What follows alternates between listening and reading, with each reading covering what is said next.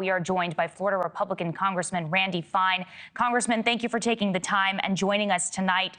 Your reaction to today's events in Boulder?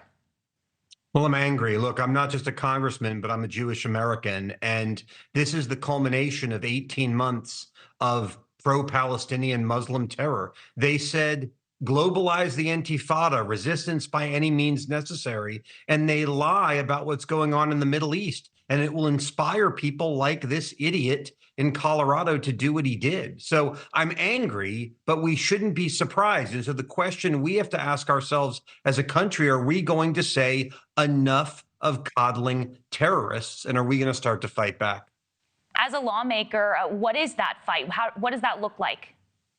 So I served in the Florida legislature for 8.5 years, where we have largely solved this problem in Florida. We started by going directly at universities and saying, if you do this sort of stuff we've seen nationwide, you're going to find somewhere else to go to school. We've also targeted the actions, not the speech, but the actions of anti-Semitic people when they target people who wear kippahs or who are Jewish, like we saw today, when they litter, when they put up signs on property that doesn't belong to them. We focused on their actions, and we just came over and over and over again. We said you can't block the streets for any of these protests. And so we don't have these problems here. Now we need Washington to do it. I just got elected 2 months ago, and I'd like to believe hopefully part of the reason I got elected was to solve this problem.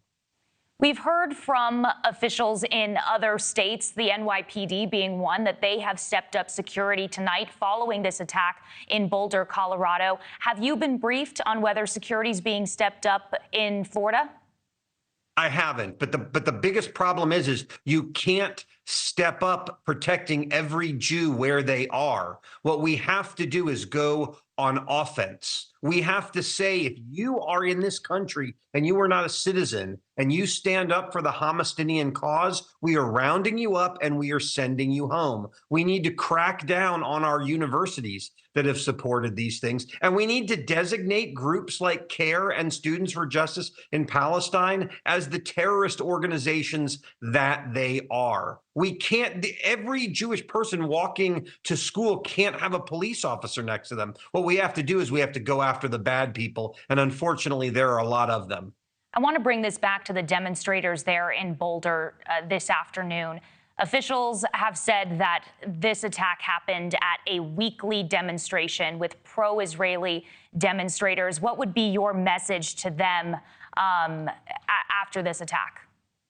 Well, I think we can't be afraid to be who we are. I made the decision when I was 13 years old, I'd never again be afraid to be who I was, and I'd never let anyone get in my way because of it. I do think, though, what Jews need to do is they need to be armed. I think they need to carry. And I think had someone been carrying, they could have put this guy down. I also think they should have had security. But the fact of the matter is, even if you grant, which is wrong, that Israel is doing terrible things over there, which they aren't, that doesn't give anyone an excuse to attack Americans over here. We are dealing with a diseased ideology that is called Palestinianism, and it is time that we stand up and call it the evil that it is. But, Congressman, it's fair to say that not all pro-Palestinian supporters are violent, right? So how do we condemn these attacks without also villainizing people who are pro-Palestinian?